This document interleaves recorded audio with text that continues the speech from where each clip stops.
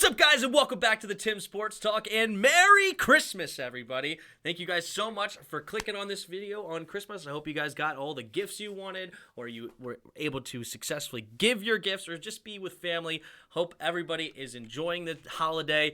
But we got a game, and we're getting ready to preview. But first, I wanted to ask you a question, all right? And I'm going to make it different each week, but the first one is, and I want you to tell me, what is your bold prediction in this game, okay? And if you give me something that's bold, that is honestly bold, okay, and you get it right, I'll give you a nice big shout out on the recap video after the game. So make sure you pick something bold and put it down in the comments right now, okay? And today we are previewing matchup number 2 of Cowboys versus Washington. Of course, the Cowboys took the first matchup 2 weeks ago, 27-23, but it's a new week, it's a new day.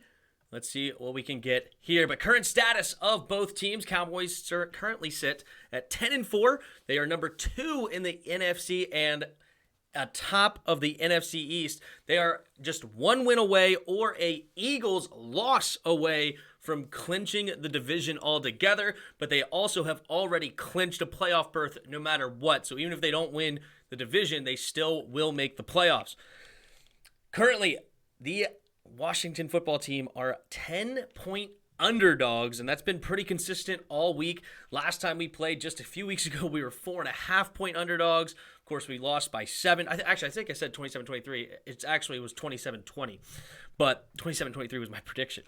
Anyway, yeah, but you can also see here the team stats. Right now, Cowboys are pretty much beating us in every single statistical category except for rushing yards allowed, but they're still pretty close. But they have the lead on us in everything else. They also currently are on a 3-game win streak, and we are on a 2-game losing streak. And Washington right now sits at 6-8, and we are the 1 game out of the 7th seed. But yeah, pretty much injuries have completely derailed this comeback. We were 2-6. We went on a 4-game winning streak. COVID, Taylor Heineke got hurt last time against the Cowboys, so it's been tough since the game winning streak, but here we are. Recent history, of course, we just talked about the loss. Dak is currently 8-1 versus Washington. Washington football team is 2-1, but of course we just got the loss, and we haven't beaten Dak yet in a long time, and not as the Washington football team. All right. Keeping track of the COVID list, this Washington football team's COVID list very light all of a sudden, which is nice. Of course, this time last week, I think we had 23 or 24 guys on this list, so we're down to just 5. One big name, though, on it is Brandon Sheriff, and another one, Cole Holcomb. Both of those looking unlikely to play. Obviously, those hurt big time. Hopefully, we get Larson back. Larson, our third-string center, but now he's our starter with our first 2 centers out of the ballgame. So he will hopefully be back, because he is December 16th is when he was put on. 10 days from now would be the 26th, so there you go. Sammis Reyes should also be back too, so we should be down to only 3 guys on the COVID list, even though 2 of them are somewhat big players. Looking at the Cowboys COVID list, they also have 5 guys. A big one on there for them is Malik Hooker. He was just put on the 23rd 2 days ago. And yeah, Simi Fehoko, I liked him coming out of the draft, but obviously he's not a big guy on their defense or offense, I should say. Jordan Lewis, the corner, is also on there. He was just put on yesterday. So not a horrible list, but definitely you don't want to be missing any guys. Now we'll go on to the injury report.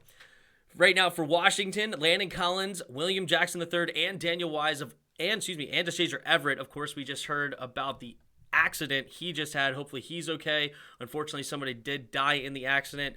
They said he had serious injuries, but not life-threatening injuries, so hopefully he comes out of it just fine. But of course, he's probably going to miss the rest of the season. I haven't looked into the more details. I don't know if alcohol was involved. I really don't know, but he's definitely going to be missing a little bit of time at the very least. But yeah, Wise, William Jackson III, and Collins all listed as out already. Antonio Gibson with the toe is on questionable. Curtis Samuel, he did practice this week, which is good news. Limited the whole week, but last week he didn't practice at all. At this point, I want to sit him because he was just at the groin problems. Now he's a hamstring. let's let his legs rest and hopefully get him back for either next week or the week after that, or maybe even next year. Who knows? Everybody else, James Smith-Williams was a full participant. Adam Humphries was a full participant. And Jamin Davis actually was a limited on Wednesday, a full practice on Thursday, and a did not participate on Friday. That's an interesting one with the shoulder. And I don't know exactly what's going on here. Hopefully he's okay, but he did not practice, and I don't know why that is the case.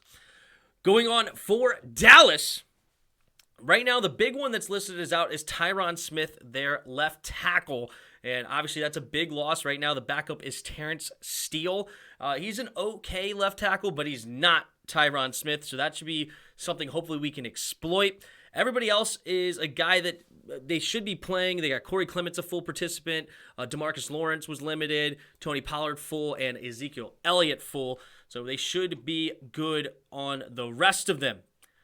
All right, let's move on to key players for the Dallas Cowboys to keep an eye for that we need to make sure that we do a good job against. And number one is a guy that did not play last time we played, and that is Tony Pollard, their backup running back. Some even argue that he's their better of their two running backs, better than Zeke Elliott. I don't argue that. I think Zeke Elliott is better, but Tony Pollard is arguably their most explosive player, though, on offense, and they use him as a kick returner. So number 20, look out for him because he may not get 20 carries a game or 25 carries a game, but the 8 rushes he gets per game can go for big yardage. So we got to keep an eye out for number 20. Next up, we got Trayvon Diggs. Of course, he's got 10 interceptions this year. He made his first Pro Bowl. He's only in his second year in the league, and he does a lot of good things. But the one thing I wanted to bring up in this video when I talked about Trayvon Diggs was last time Terry McLaurin had 0 catches for 0 yards, and he had 4 targets, and people were like, oh, he got shut down by Trayvon Diggs. Trayvon Diggs absolutely took him out of the game. Terry got nothing on Trayvon Diggs. I just want to dispel that. And before I do want to admit, yes, on the slant pass, Trayvon Diggs did a phenomenal job. There was another one he knocked away. It was clearly an underthrown ball. Terry had a step on him, but still, you can argue he did a fine job. But here's a few plays that you can pull up. Because I know BC, Big Country, likes to say that he pulled up the evidence. But here we go. Here's the first one. Here's a slant. You can see there, Terry is the circled man. Nobody's within, 5 to 6 yards of him? And for some reason, our quarterback is looking to the right instead of looking to our number 1 wide receiver. Why? Who knows? But that was a theme all day long, whether it was Kyle Allen or Taylor Heineke. Now, next play, here's a deep in. You can see here, everybody is matched up man-to-man with a single high safety. Trayvon Diggs is separated from Terry McLaurin by 3-4 yards on the play. Unfortunately, our quarterback is trying to step up into the pocket. He could not get loose, but Terry destroyed Trayvon Diggs on this play, and unfortunately, our quarterback just couldn't get him the ball. And last play I wanted to mention, which is probably the funniest play, is here's Terry McLaurin putting his hand up like he's Randy Moss versus Darrelle Revis, so wide open. There's nobody within, Well, Trayvon Diggs is close, but he's clearly beat because he's, 45 yards. He's playing the underneath zone, so I'm not saying he was playing man-to-man. But then you have the safety super deep, about 15 yards away from him. The interior, actually, I think that might be a ref, honestly. There's nobody near Terry McLaurin on a 3rd and 15. And Kyle Allen, I believe, no, it was Taylor Heineke on this play, decides to throw to the other side of the field to Cam Sims. And Cam Sims was guarded eventually by 5 defenders. You can see there's 5 guys in the middle of the field. Cam Sims at the bottom of your screen. He's about to cut up towards the middle, and they just all collapse on him. And for some reason, Taylor Heineke decides that's the place to go instead of going to your number 1 receiver up top. So let those 3 plays, and there's more. I could pull up more, but I just decided to keep it to 3.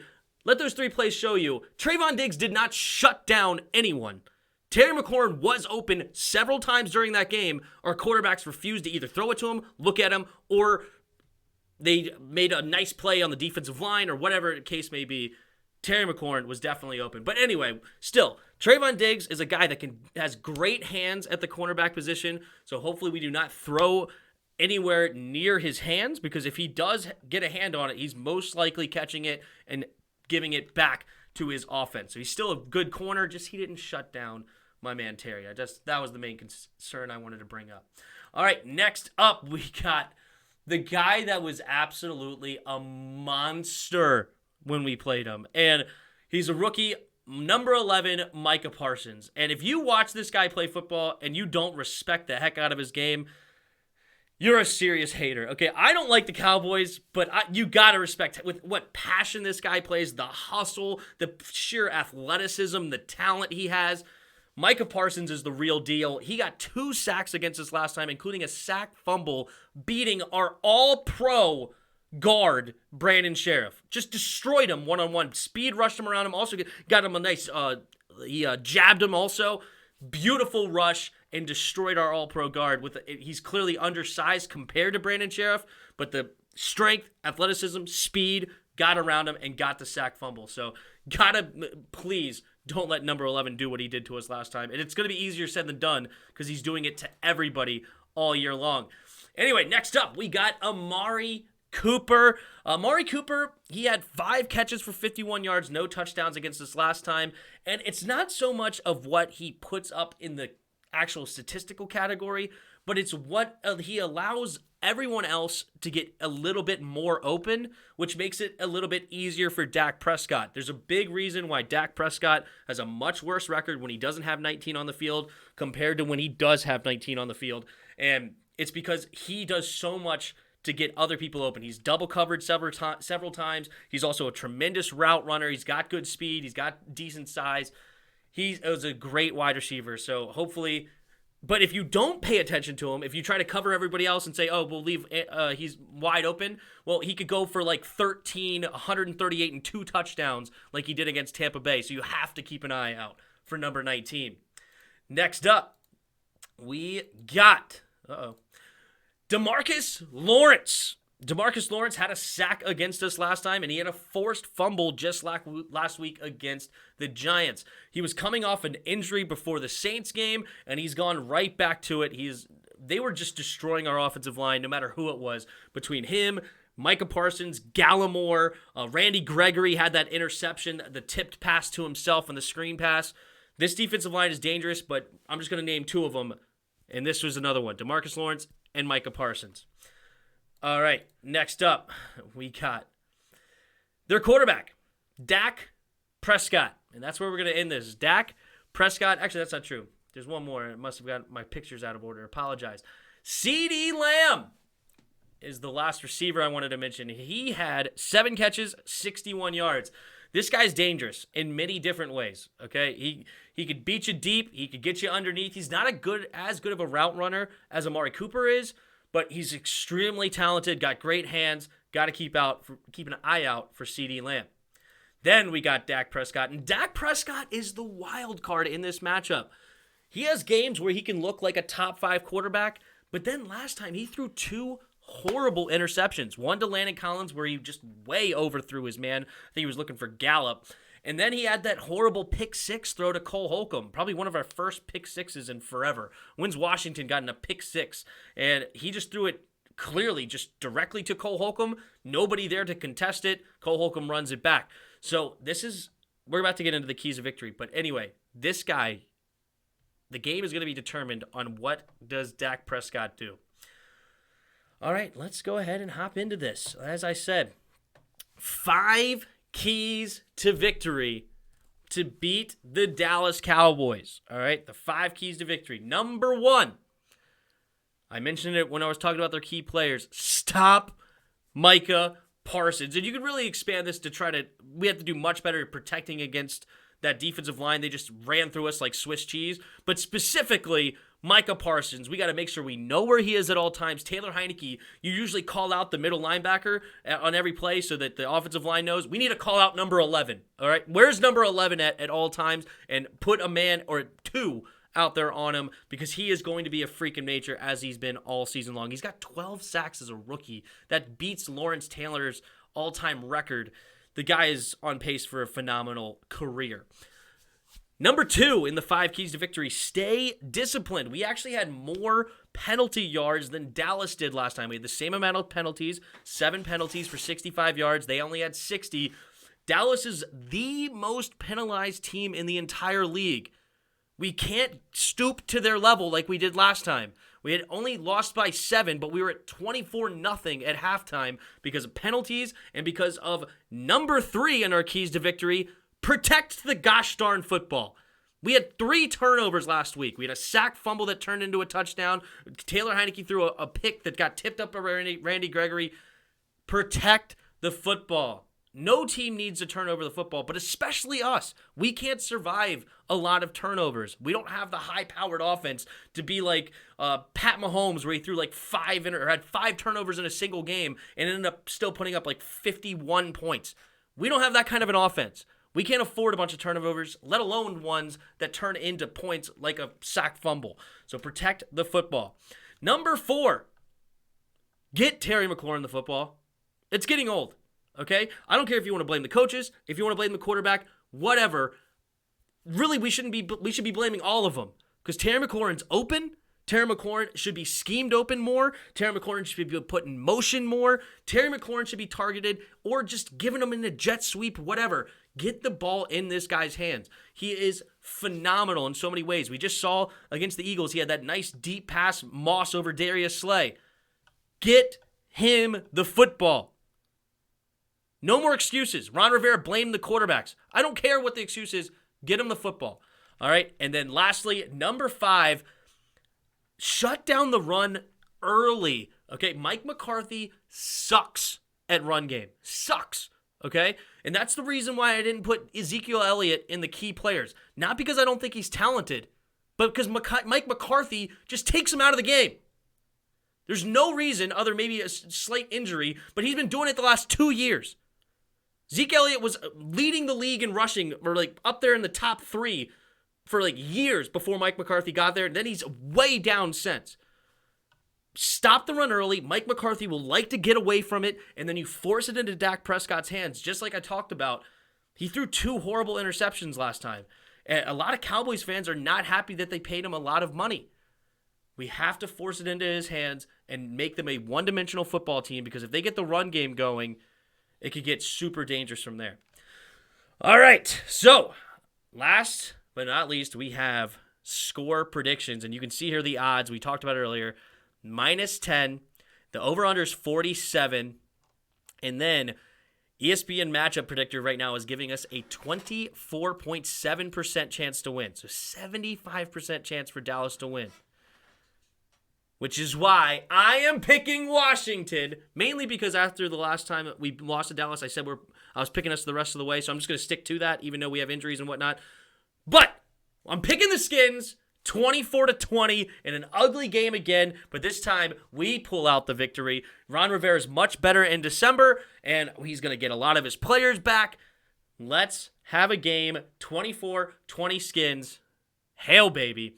And thank you for watching to the end. Thank you. Hit the like button. Hit the subscribe button. Also in the description below, there's a Discord link. Hop on our Discord and come talk some football. Even you Dallas fans, come talk your smack. Also, in the description below, there's donation links. If you don't mind, you could donate to the channel. And thank you for watching to the end. And hail, baby. Until next time. See ya!